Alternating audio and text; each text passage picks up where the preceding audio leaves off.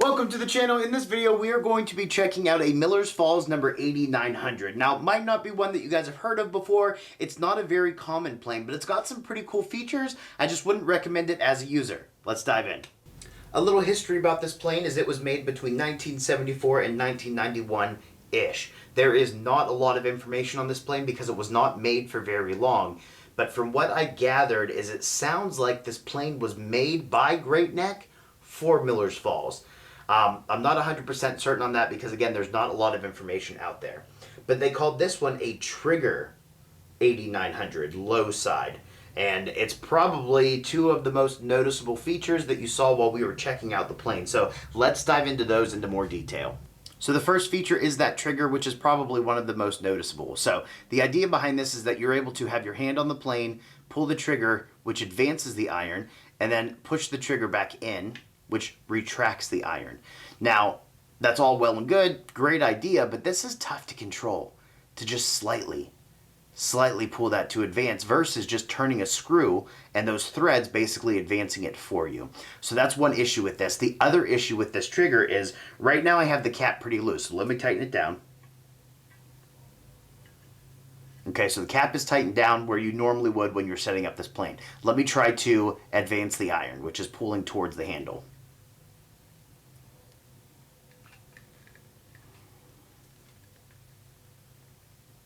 Okay. So I have issues, but even then, I don't know that this is. Let me try it this way. No. So it won't even move right now. Okay, so let me loosen this and pull it out and see if at least maybe we can retract the iron. Okay, so there's advanced. Tighten the cap back down. Let me see if I can push. Let me see if I can push this in. Now remember, you're supposed to be able to do it like that, which isn't happening, so let's try.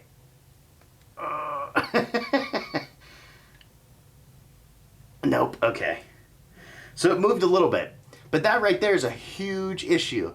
I know me personally, I would never use this plane if I was expected to use this every single time.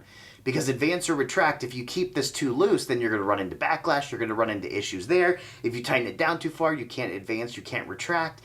And we're also running into an issue with the cap. So let me show you that real quick. So now with this cap, it is the common screw cap. There's quite a few manufacturers that still make this, but this plane, they didn't do something that they definitely needed to. So this screw right here just ends. There's nothing on the end of it. Let me show you the Veritas. Common screw cap, okay, very normal, but they added this plate. Okay, so when you advance the screw, the plate spins independently of the screw. So whatever it's up against, it's not going to try to push it or move it because it's staying on that plate. That moves. There is no plate here, so you can probably already guess what I'm going to say is it shifts everything. Watch.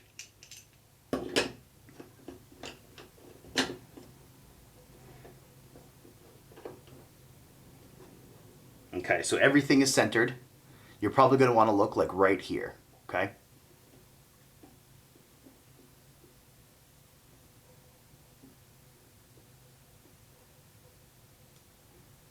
See where it shifted? It shifted to the side, so it moves itself over. And it makes me think that it also might move the iron over. Which, I mean, you still have to adjust lateral anyways because you've got everything locked down, you'll sight it in and stuff like that, but it likes to scoot to the side. And that's something that would just drive me insane. Like, I would be trying to set this and keeping it in place and holding it in place so everything lines up and look nice. Some people might argue that it would shift the pressure down here. I'm not that technical with stuff, so I don't know, but you guys can let me know down below.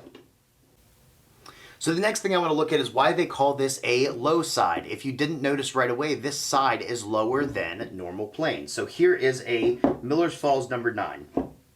I also just noticed this plane is wider than the number 9. So we'll look at that in a second. But here is the tall side, here is the low side.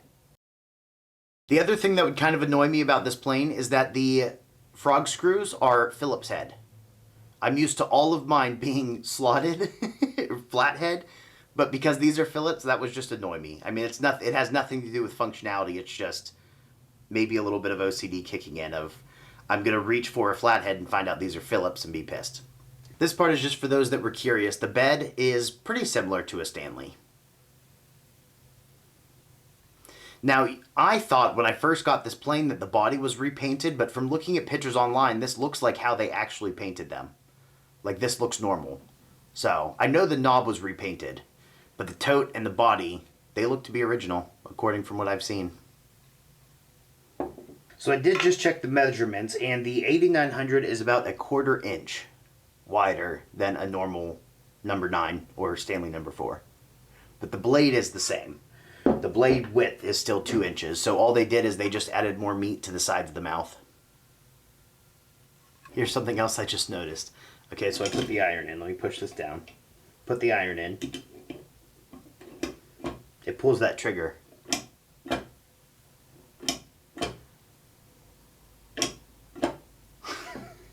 So that would annoy me too. Like, put the iron in, hold the lever down, then you put your cap on, like... So all in all, could you make this plane a user? Probably. I mean, you could probably tune it up and get it to take really nice shavings. I'm just saying that this plane would be super annoying to use, and it would take a lot of practice and a lot of strength. That trigger is not easy to pull when everything is locked down. So if you find this plane, just know you're most likely going to be putting it on a shelf. I know that this was a short video and I haven't done a vintage plane video in a while, but I want to get back into it. So when I start finding oddball type planes, I'm going to start doing videos on those. If you guys like them, let me know. If you want me to stick to like the modern planes, let me know too. Either way, I'm probably just going to continue doing both. So anyways, I hope you guys enjoyed and have a good day.